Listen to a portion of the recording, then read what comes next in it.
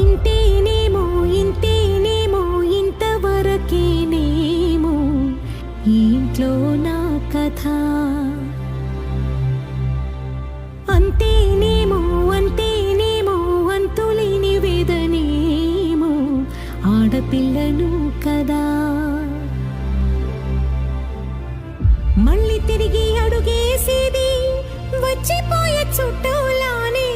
నేను పుట్టి పెరిగిన ఊరికి ఇంకా పైన పొరుగురిదాన్ని. కట్టదాటి గంగ నేడు కంట పొంగెనే.